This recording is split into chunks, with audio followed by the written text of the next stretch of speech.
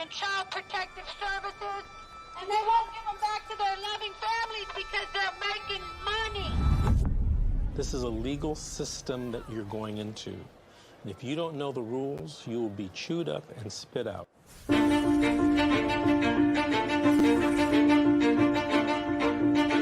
I could say anything to a mother who just got their children detained, you're in a crisis. Yeah. Life feels like it's over. The most important thing is regaining custody of your children. The child welfare system at its core is designed to protect children who need protection, okay? And that's key, is who need protection. So social workers, out of fear, will remove more children rather than only remove those children that truly need to be removed. It's okay. It's okay. This isn't someone stole your car. Someone broke into your house. This is someone took your child, your flesh and blood. It doesn't say on this order that it was not proven. It says untrue. True. I immediately knew that, okay, well, this ain't over.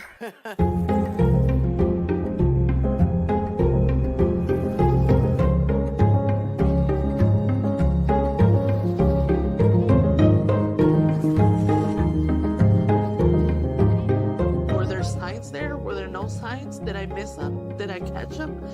At this point, I honestly don't know.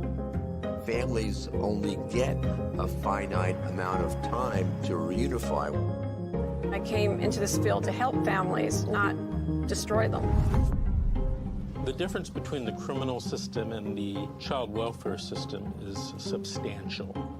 You have more rights as a criminal than you do as a parent.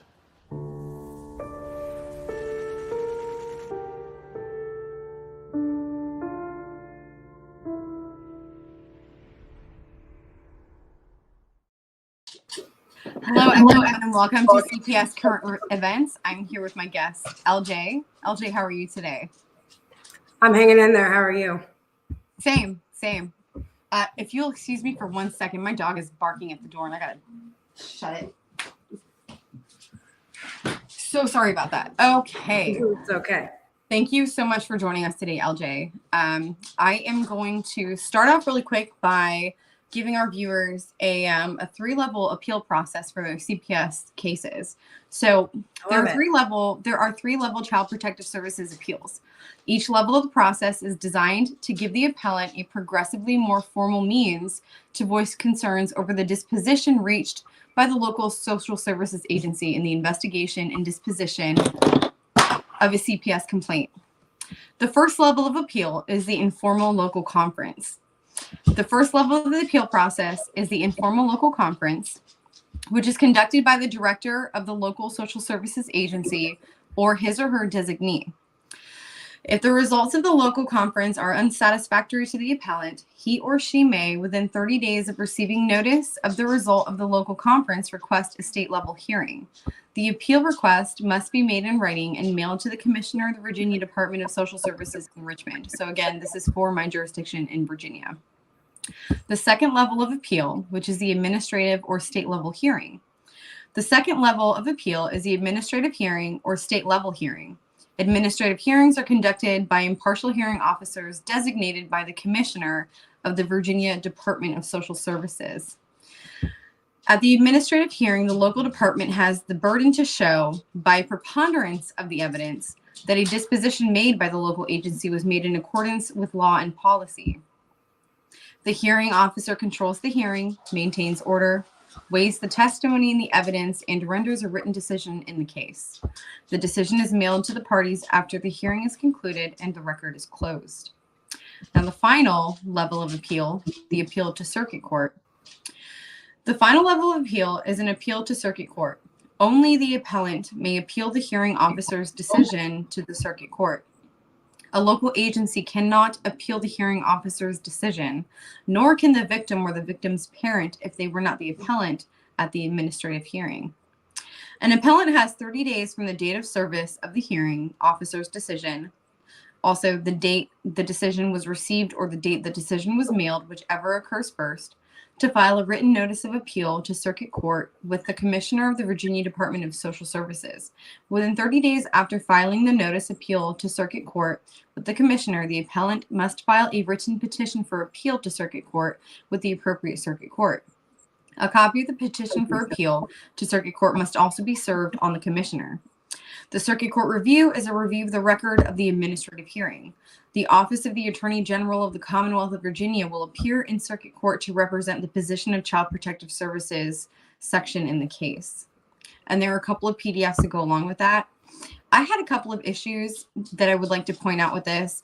When it talks about the first level of appeal, which is the informal local conference, often you're never even given the opportunity to have that informal conference. They just take your kids in an ex parte emergency hearing with a bullshit, preponderance of evidence. And most of the time, these parents never have the opportunity to be there at that hearing in the first place. They just take your kids. They knock at your door after that hearing that you were never present for nor were aware of, and they just take your kids. They take your children. And, that immediately puts you into the second level, which isn't even an appeal. It's just the state hearing. So these ancient dinosaur documents that they haphazardly have posted for us to follow don't even follow the procedures that they're abiding by. So, yeah. Just be aware of what your state has posted for the appeal process for your CPS cases, and make sure that that is in accordance with the local laws of your state and your county. So, LJ, tell us about yourself. That blows my mind, just 30 days to appeal for your livelihood is bullshit. It's more than your livelihood. This is our flesh and blood. These are our children. Exactly. That just blows my mind. That's amazing.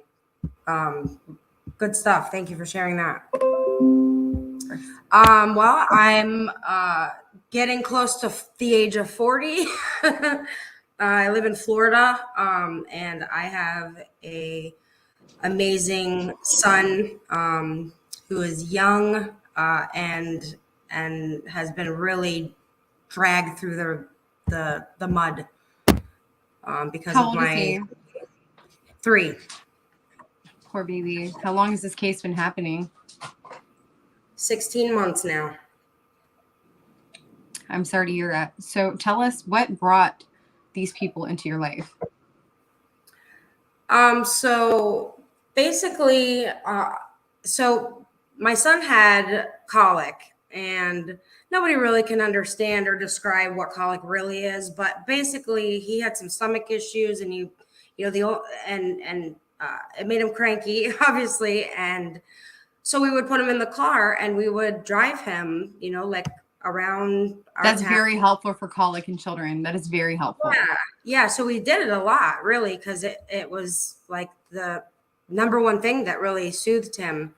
So it happened to be like later on in the evening, like maybe 9:30, almost 10 o'clock, when we went out for a drive with him. And my fiance had gotten a call from someone that needed a ride because their spouse or something had kicked them out and they needed a ride. They were stranded. So long story short, basically the person that we picked up threw drugs out of our car in front of a police officer and didn't admit to it and blamed it on my fiance. And so that's kind of where the nightmare started. I kind of saw that coming when I heard somebody needed a ride late at night. I was like, okay, I see where we're going. Mm-hmm. I'm really sorry to hear that you got entangled with that. That's unfortunate. It's very frustrating, to say the least. I can imagine. So what happened when the officer pulled you over? So he said that I ran a stop sign, like there's that white bar in front of a stop sign. And he said that I went over it when I stopped. So that's why he pulled me over. Is it even running a stop sign? If you just... That's literally their excuse, because it's going to be very hard to prove that I didn't or did. either way. From, in my own defense. So I think that they use that a lot down here for a reason to pull people over, whether they really did it or not. So the officer asked, if there was any reason to believe that my fiance, because they knew it came out of that side of the car. That much they knew, but they didn't know who threw it out their window, whether it was in the front seat or in the back seat. So apparently this guy had stashed some of his drugs under the car seat that my child was sitting in.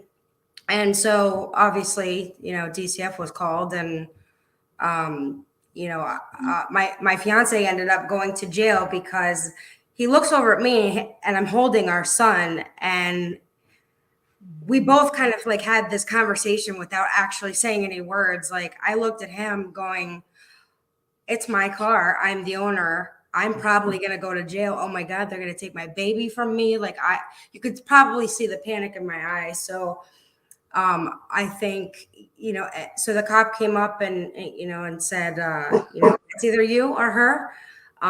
He's not admitting to it. And, I guess from the storyline, they didn't believe my fiance, which didn't make any sense, but I can't go much further than that because it's still being litigated. But I understand. So basically he went to jail, and it just kind of has been downhill from there. They literally have like used our lives against us because of that one moment.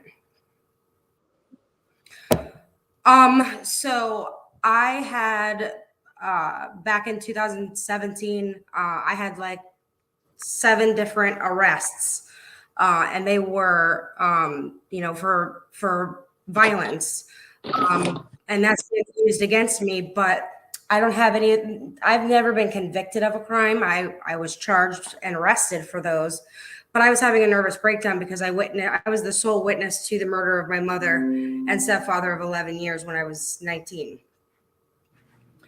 So they have kind of used that nervous breakdown against me and painted me as this monster, when I truly just wasn't dealing with my trauma.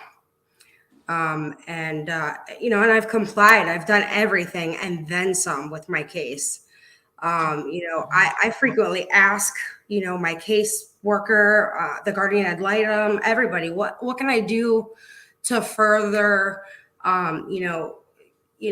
make you guys happy and to show you that I can be responsible and in charge of my son.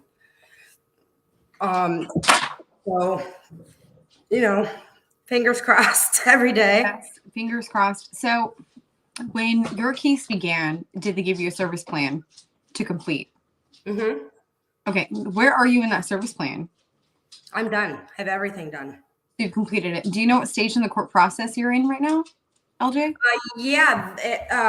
It just closed with permanent guardianship. Of you?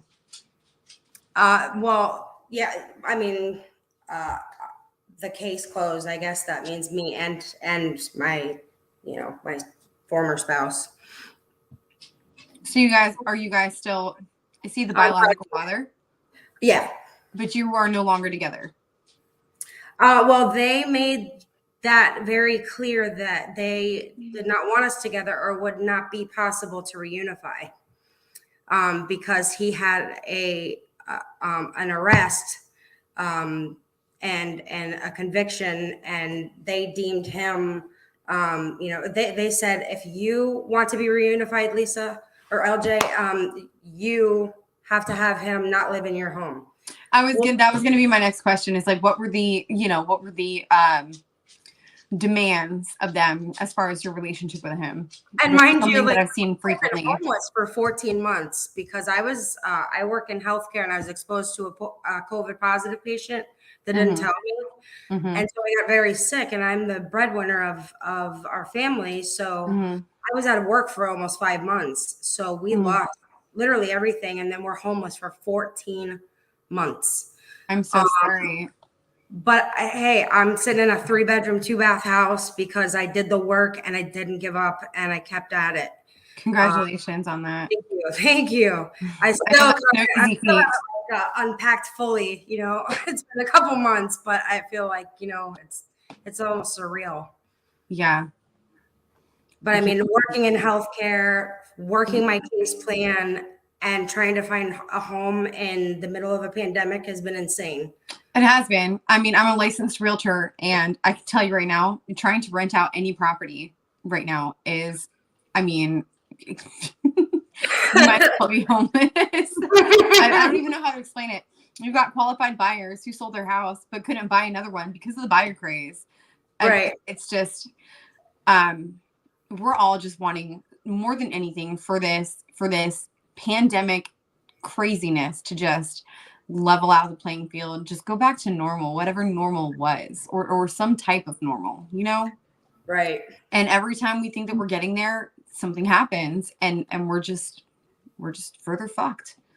And it's hard to maintain like this level of, you know, positivity and outlook that, you know, has anything positive in it, because it doesn't seem, you know, it seems like such an uphill battle that you're never going to get to the top of. It is. It really is, though. It really But is. I'm never going to give up on my child. I never will, no matter what. I don't care. So is your child in your custody now? Is your child in your custody now?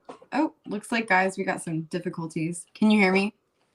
Yeah, can you hear me? Yes, I can hear you. Don't know what that was. No, are you with your child now?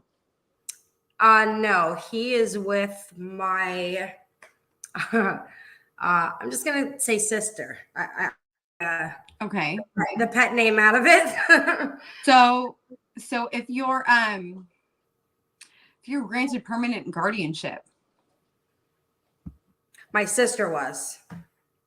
Okay. So where does that mean for you in custody or visitation? Well, basically, I was supposed to have a hearing last Monday to prove to the judge that she should not close the case with permanent guardianship. But I ended up having some kind of a medical event and hit my head from falling and was knocked out for like 6 hours. And I didn't show up to my hearing. So you can imagine how that went over with everybody. I can't imagine. I don't imagine.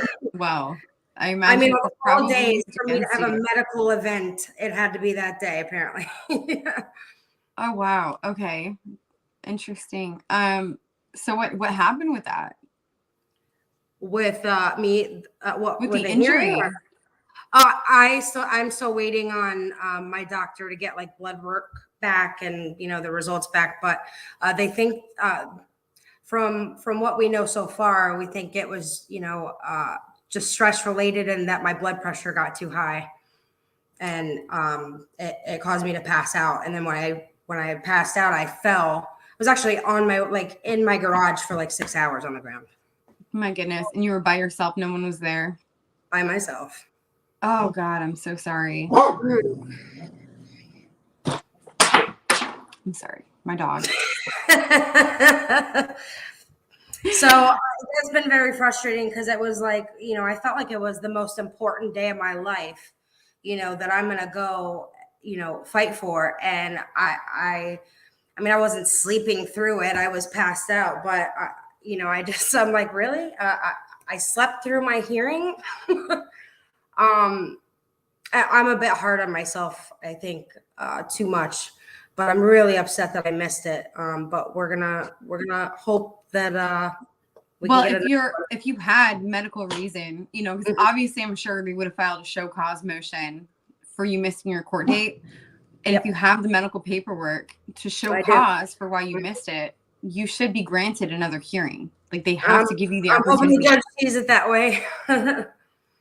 I would look up your laws in your state because it's not about how the judge sees it.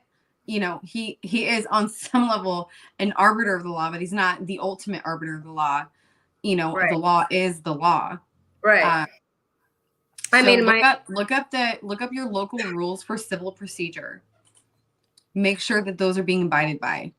Look up your state's constitution for your specific trial court. Oh yeah, girl, I have done lots of that, and I never can remember any of it. But I Have you heard of doing the research?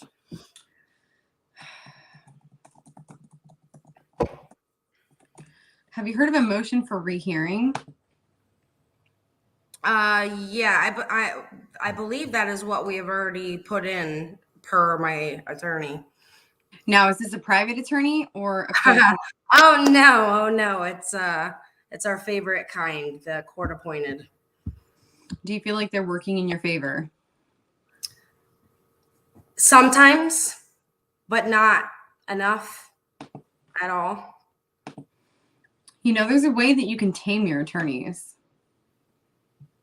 What do you mean? There are ways to hold them accountable and make sure that they fight for you properly. I mean, I feel like she didn't do that the majority of my case, and then I like lost it on her, and I literally cussed her out and told her if she wasn't going to fight for me or my son, that she needed to step aside so I could do so myself properly. So let's talk about attorneys and self-interest, right? Lawyers are out for number one, no exception. That's what self-interest is. Whether they win or lose, lawyers aren't much affected by the outcome of a case. When it's over, they go home, sleep in the same bed, and wake up to just another day. Clients, on the other hand, either enjoy the fruit of victory or the shambles they're left with when the dust settles. Clients may be in prison or executed by lethal injection. Clients may be impoverished by legal fees, court costs, and the devastation of an adverse judgment that leaves them and their families penniless. We all operate out of self-interest. You, me, and absolutely everyone. Even Mother Teresa, who did wonderful things while she lived, was motivated by the pleasure of helping others. If helping others hadn't given her a pleasure, she wouldn't have done it. Everyone operates from self-interest. We want what we want, and we act accordingly. It may be the goal of money, praise, love, or honor. It may be hunger for a hot meal or a dry place to sleep. We desire. We do. Always, we act because we want. Lawyers are no exception.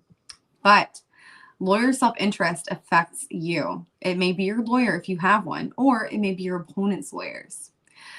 So we need to understand what the world looks like through lawyers' eyes, what motivates them, and what you need to know to avoid unpleasant consequences. So we need to understand how lawyers think, how they see the world, and how they deal with clients, how they chum with judges, and what you need to do to keep from losing your shirt. So what do lawyers tell clients? Nearly all of the lawyers I've met in my 36 years were cordial, polite, friendly, and anxious to make a good impression. Of course, the persons they most wanted to impress were potential clients who, they hope, will employ them for representation or other legal services. They will ask about the family, even inquire about the family dog if they know the dog's name. They give hearty handshakes, may slap you on the back, take you to lunch, and generally act as your long-lost friend. So don't be taken in. The time to know if a lawyer is really your friend is after your case is closed. The money stops flowing from you to the lawyer, and the lawyer has no motive other than genuine cordiality. If your lawyer still wants to meet you for lunch, play golf, or share his or her tickets to a sporting event, you may have a new friend. Chances are that won't happen. When you employ a lawyer to work for you, you enter the relationship for what it is. You are hiring someone to do a job. And this goes for the same as your courts, like paying your attorney to represent you. They're still getting paid to represent your best interests. But unfortunately, oftentimes they only use that money to represent their own. So you're not trying to make a friend, at least not until the job is done or done to your satisfaction. Your well-being depends on the job being done well, not having the lawyer like you. The lawyer may say, we're going to win this case, but don't believe it. Ask the lawyer, what are you going to do to win? How do you intend to proceed? Do you have a plan? Is your plan written out? When may I see your plan? These are all very important questions, guys, that we need to be asking our attorneys. They are working for us, not the other way around. Some lawyers may say, don't worry, I'll take care of everything. This is a flaming red flag. You do not want the lawyer to take care of everything. You want to be personally involved, intimately involved in your case. After all, it is your case, not the lawyer's. So see to it. You want to know everything the lawyer plans to do, and as much as possible, you want to know before the lawyer does it. Lawyers that make that ridiculous comment want your checkbook to be involved and for you to stay out of their hair so they can muddle through at your expense. Don't go for it. If a lawyer says, "You won't pay a dime unless I win," get it in writing. Make certain you will not be on the hook to pay anything. No depositions, postage, travel time, or expert witnesses. Get a written contract with the lawyer. Spend some time reading it. Take it home with you. Read it over and over before signing and returning it to the lawyer, guys. Never forget that the lawyer's percentage is negotiable. Just because a lawyer asks for 33% or some percentage doesn't mean the lawyer won't work for less, especially if your case is strong with lots of money at the end of that litigation rainbow. Make certain the contract requires that the lawyer to get your consent in writing before agreeing to any settlement, stipulation, or other action that might limit your recovery. Whatever a lawyer may say to you before you agree to employ him or her, get it in writing. If the lawyer won't agree to a written contract for legal services, look for another. Approximately 1 out of every 1,000 human beings is a lawyer. There are plenty more out there eager to make some easy money. Be picky. When the fight is over, the lawyer goes home. So choose wisely. So what lawyers don't tell clients? Your lawyer won't tell you he had to take the bar exam 6 times to pass. Your lawyer won't tell you he doesn't know how to use requests for admissions, requests for productions, and interrogatories as taught in the discovery federal rules of evidence. Your lawyer won't tell you the plans to confer with other lawyers because he is confused about the law of your case.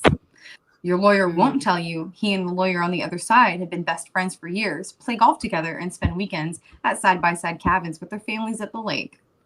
Your lawyer won't tell you that he's had trouble with the judge assigned to your case and that the judge has sanctioned him in the past. Perhaps most importantly, your lawyer may not tell you when he refuses to accept the other side's offer to settle because he hopes to make more money dragging your case on for a few more hundred billable hours. Similarly, your lawyer may not tell you when it is clear as crystal that your case cannot be won no matter what, because that makes the lawyer's money train stop. In the case mentioned, I knew for more than a year before the final hearing that the other side could not win. And moreover, I knew that the 3 lawyers on the other side also knew they could not win.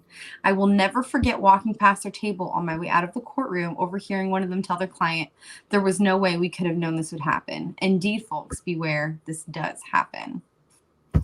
So this course that I pay for, it talks about how lawyers bill time, why lawyers take depositions too soon, a lawyer's typical workday, what non-lawyers can do. So since you're not a lawyer and have no fear of being disbarred, there are some things that you can do to help your case that a lawyer working for you cannot do.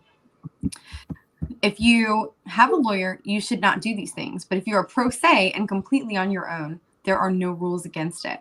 For example, lawyers are forbidden to talk with their opposing party. They can talk to the opposing party's lawyer if they want, no rules against that, but they are not allowed to talk directly to the opposing party.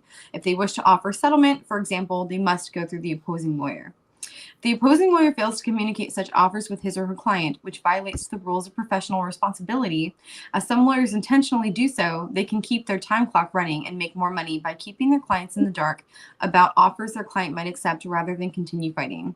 Your lawyer can do nothing about it. Your lawyer cannot communicate directly with the opponent. You, on the other hand, are not a lawyer and therefore are not subject to bar regulations. Check your local jurisdiction's rules and appellate court opinions before going forward. And if there are no such rules, you can communicate with your opponent without going through your opponent's lawyer. Your opponent may insist that you go through his or her lawyer, in which case you should not try again. But absent their objection, you are free to talk to them by phone, email them, write letters to them, or meet them in person over lunch to discuss possible settlements or other matters mutually beneficial to you. There are advantages to not being a lawyer. So in conclusion, knowing how lawyers think will help you deal with your opponent's lawyers and your own lawyer if you have one. Never assume lawyers think like you do, because they don't. Never assume they have your best interests at heart, because they don't. They and what's best for their family and their firm comes first, regardless of the hearty handshakes and inquiries into the welfare of the family pet. I've had the honor to know many kind, thoughtful, honest lawyers in the past 36 years. I've also known quite a large number of skunks.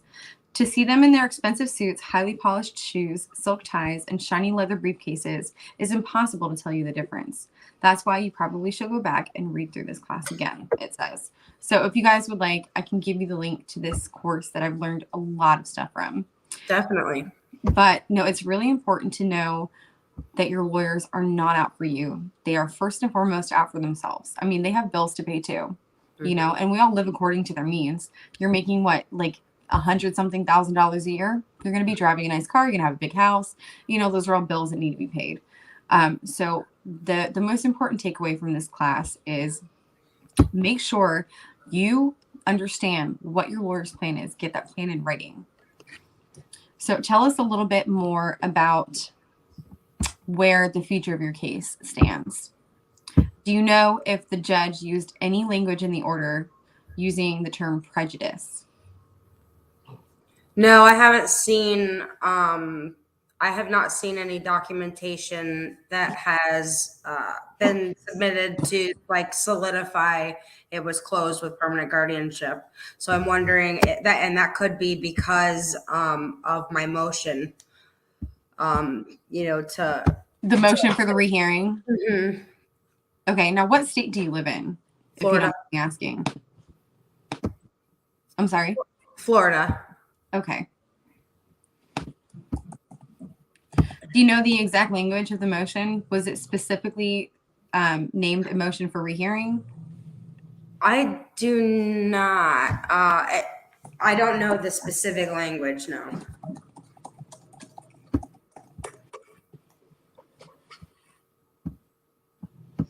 So you don't know if it's a reconsideration hearing or a rehearing? Because there is a difference between the two. No, I'm not sure. And that's a good question that I should be asking, which I will probably as soon as we get off of here, because that's a question I definitely should know. Now, we are coming up to the end of our time soon. What is your visitation looking like? How often are you able to see your son? My sister only allows me to see my child one time per week, and that has been the entire time that my case has gone on, is 1 hour per week. Finally, a few months ago, I was rightfully granted 2 hours unsupervised visits. So, you know, that's something. But he is very young and he is really struggling.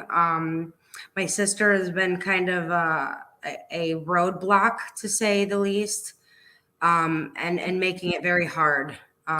Even has him calling her mommy. Do you think it's a possibility that she may be under duress by the social services agency? No, her and I have had a tumultuous relationship. I mean, as far back as I can remember. It's been a really difficult relationship, and so it's been hard, you know, being civil with someone who's not civil. You know. Tell me a little bit about that.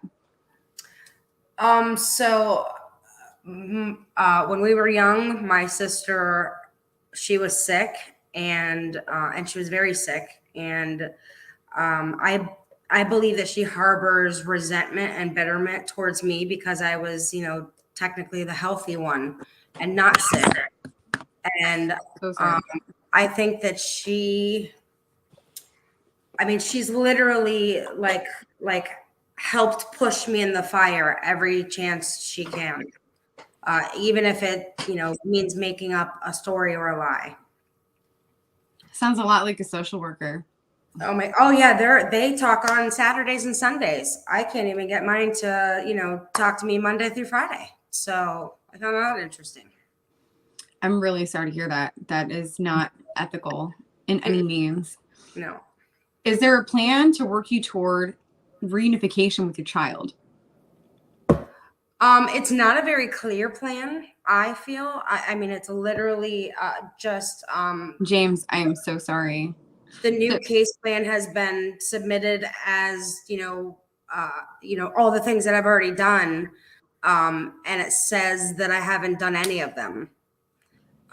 So to me, that's not a plan at all, or a very good one at least. So the plan is to attack with facts, and somebody is going to see that I have, done the work, put in the time, and always will for my child, because he's all that I live for, and he will come home, and I just hope it's sooner than later. Yes, I hope so too. So, do you know when you're going to be so young? He again? doesn't understand, like, why are you not bringing me home? Because he keeps asking me, "Mommy, I want to go home." Of course, I just keep telling him the house isn't ready yet. It's almost ready. I tell him we're building it. It's kind of the only thing he'll really understand at his age. Have you ever been told, by the social workers that you weren't allowed to be honest with your child? Not in those words, but when you say you're going to come home soon, hey, I'm working on it, you're going to come home soon. Have you ever experienced where they said, oh, well, you can't tell them that. You can't tell them that they're coming home because you don't know that. Exactly. Oh, yes, I definitely have. That just upsets me so much more than anything. Yeah, but my sister can teach him to call her mommy when she's his aunt, and confuse the hell out of him and literally train him. I mean, my last visit with him, he's calling me by my name.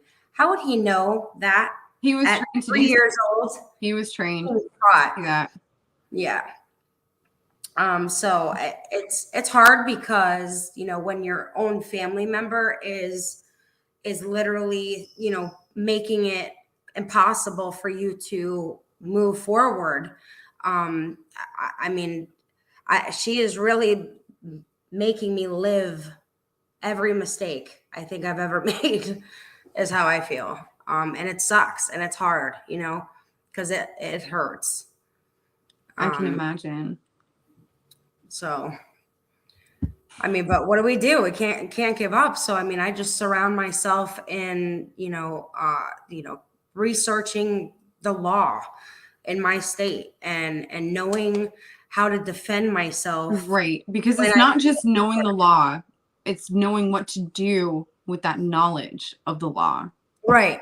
And there are so many different levels of the law. You have like your federal rules of evidence, your federal rules of civil procedure. You have your, United States codes. You have your Constitution, your Bill of Rights, like all of these things tie together. But then you have the state's right, to make their own laws and run their own states in certain ways. But then you have like, federal remedies for when the states violate some of your greater rights. And it's just understanding how all of these pieces fit together is important, and what to do in that courtroom. And that it takes a very long time to learn that. It takes a long time. And it takes it's hard. A lot of dedication. Because not only it's because I work in healthcare, and the type of work I do, I work 12 to 14 hour shifts when I work. Right. So, with working that type of schedule, and then working my case plan, and then trying to research myself to death. I've overloaded myself in a sense, because like when I went to go organize everything I had researched and found and really dug into, I couldn't organize it to save my life because I was so overwhelmed. And when you walk into that courtroom and you try to assert your rights, they're going to laugh you right out of the door. They're not going to respect your knowledge or your hours of study unless you have that bar license in your pocket. Even then, a lot of times they don't respect even some of the lawyers. And that leads me to my next piece. I did do a little course on taming your lawyers today, and some of it had a negative connotation on attorneys. And I want to state very clearly that Attorney Vincent Davis is probably like the most famous CPS strategy consulting attorney in this country. I have seen how hard he works. I've met him personally, even though I'm on the opposite side of the coast. He really does fight for his cases. But, what me and my supervisor and my producer, often talk about is the fact that litigation is expensive. going to court is expensive. You know, if you're not paying for him to fight this case, and it's not like he's charging you all this money, you know, just to go make a payment on his Lamborghini, which obviously, you know, that's not the case. But, you know, going through court costs money. And if you're not paying these attorneys to fight for you, they're paying out of their own pocket. And unfortunately, this is a side of the law where people with low income and low education are targeted because they know, like the states and the federal government know that these families don't have the resources to represent or protect themselves. Well, that's like my fiance. I was just reading James, your comment about contacting your court-appointed attorney for 8 months, I think it says. My spouse, I think, went 13 and a half months without being able to communicate with his attorney. And his attorney is only just now finally responding, and it's only through this website portal thing. And that has been very frustrating because he's on a disability for you know, like a neurological problem, and his rights are being violated. But I mean, that rings in my head what Vince says. Do you want to be right, or do you want to get your kids back? So I always tell, you know, him, you will have your day. One of these days you will be vindicated for, you know, the unjust behavior that's been thrown at you. But so for right now, we're just going to keep fighting, but, you know, separated and torn apart as a family. Now, if anyone's interested, I had a guest on last week talking about a family rights rally. It's in Washington, D.C. on Capitol Hill. I wish I could go. 5/21 of this year. So I saw that. I wish I could go. I would love to go. I'm going to do my absolute best to make it. There's going to be some really great speakers there. I cannot wait to see. If I'm not able to make it in person, I will, you know, if I can find anything, I will post anything related to it on my page as it's happening. So if we can follow it live, I'm going to make sure you guys have the access to it if that's possible. And that's important. I mean, is to really get it's so very important. Out, like, you know, especially to people who are creating and changing and able and capable to, you know, change law. Like I said before, we're gaining momentum. There are parent bills of rights being passed all across our 50 states. But what's bullshit is how long it's taken to gain any momentum when so many families have been ripped apart. We need more specific remedies in our laws to recover damages, punitive and otherwise, for the actions that have been taken against us without any evidence, period. So we are approaching the end of our hour. Before we go, I would like to ask you, LJ, if your son was watching this show right now, what would you want to say to him? What do you need him to know? Oh, you're trying to make me cry. I'm sorry. Wait until Friday. That wasn't fair. That wasn't fair. Music and everything planned. I'm sorry. So I forgot the basis of your question. What would I want? If your son was watching and listening to you right now, what would you want him to know? Mommy loves you, buddy, and you're going to come home real soon. Thank you. Now, if there were any other parents in your specific situation for the specifics of your case and what you've been through on your case, what would your advice be to them? What is something that you didn't know before, but you know now? Educate yourself. Always, you know, definitely know the laws in dependency court in your state. You know, push your attorney to do their job, especially if they're court appointed, like many of us, most all of us probably have. Make them do their job. They, like Amanda said, they work for us. So let's make sure that that's being done. You know, follow up, ask what's being submitted, ask what is being, you know, shown in court and passed through channels that you're not even being told or talked about. Communicate with your attorney, know what's going on. But also remember though, always be completely honest with your attorney. There are some attorney-client privilege Your attorney cannot say, you could literally tell your lawyer, I murdered somebody. I murdered that person. That's right. Damn right. I murdered him. He can't say that. He cannot say that. He or she is obligated to give you the best defense possible, whether you committed the crime or not. And he can't go off saying, oh, well, my client just told me that he killed that person. You can't do that. You can't do that. There are two people in this world you can never lie to. That is your doctor and your lawyer. Never lie to your doctor. Never lie to your lawyer. If you do, how are they supposed to help you? So remember that. That's such a good point, because I think, a lot of people probably don't speak up because they're in fear of. Don't be afraid of talking to your attorney. You could sue. They can't. They could be in a lot of trouble. Don't, give them the full truth. Then they can't, devise a plan to be able to, remedy the issue. So yeah. Anything that you speak to your attorney about cannot be spoken to anyone else without your permission. It is privileged information. So trust your lawyer, because I'm sure like we all are human. We all make mistakes. But if your attorney is not aware of the details of those mistakes that could be used against you later, how are they supposed to adequately fight for your case? You can't be defended properly if you, don't give them the opportunity to do so. Even if you don't like them, you got to let them know how to, go about it. If you're being untruthful about your story, then you're not going to get very far.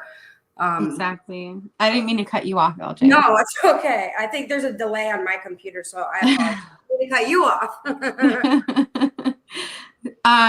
Is there anything else that you would like to share with our viewers before we end for today?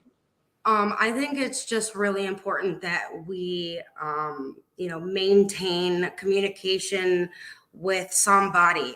Me personally, I isolate, probably love it way more than I should, and probably should be seen clinically because of it. I can really relate to that. I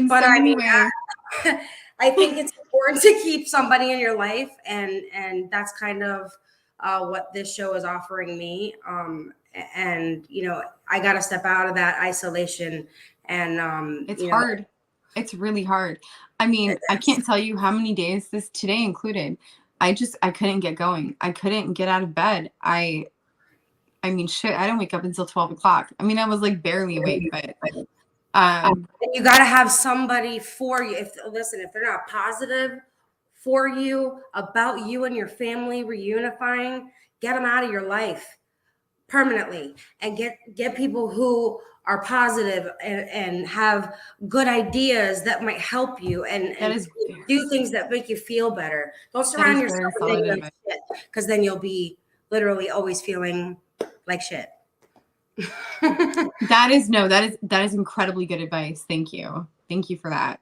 Sure. Thanks for having me on. I appreciate it. Of course. And guys, don't forget, I have my Monday show at 1 p.m. Pacific Standard Time, which is today, CPS Current Events. Our next show is going to be on Thursday.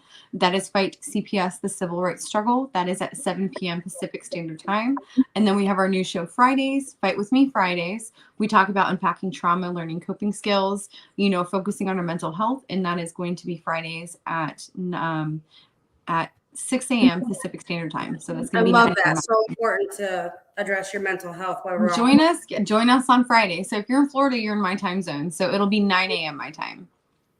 I'm usually at work and working at 5 a.m. So no worries. Well, the beauty of these shows is you can always go back at them later and read and take away what we talked about. So I always do. I think I'm a top fan on the YouTube thing or something somewhere. Oh my gosh, congratulations. Thank you for the support. Thank you. I myself, we have a few more minutes, so I'll just wrap up by just giving a little bit about who I am. And I can't really talk about my case, but I can tell you personally, today has been quite a difficult day for me. I feel like everybody is just taking off a piece of my energy, and I don't really have any left.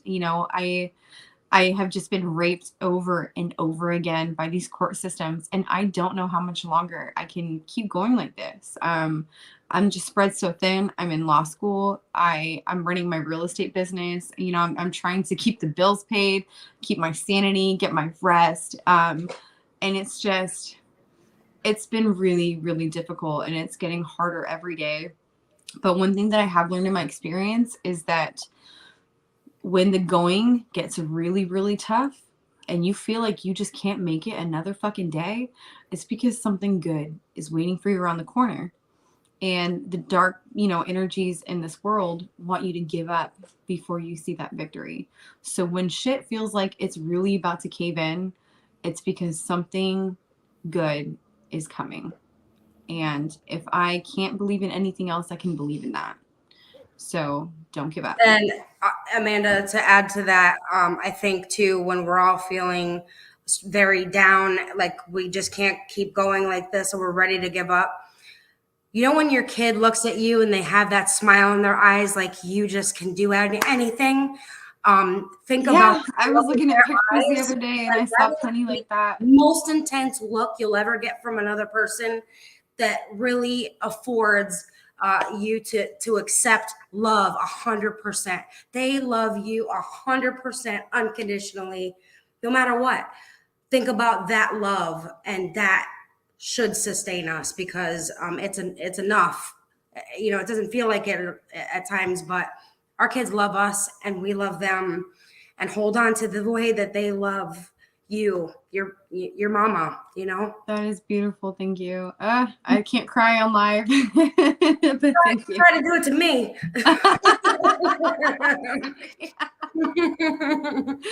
Well, LJ, I had such a pleasure having you on today, and everyone, thank you again for your support. Join us on Thursday for Fight CPS, the Civil Rights Struggle. And, I wish everyone a great rest of their day, and we're all hurting together. We're all just trying to keep going together. So let's keep pushing. Okay. Don't give up. In there. Keep your chin up. Yes, ma'am. Thank you so much. Thank you. Good night, everyone.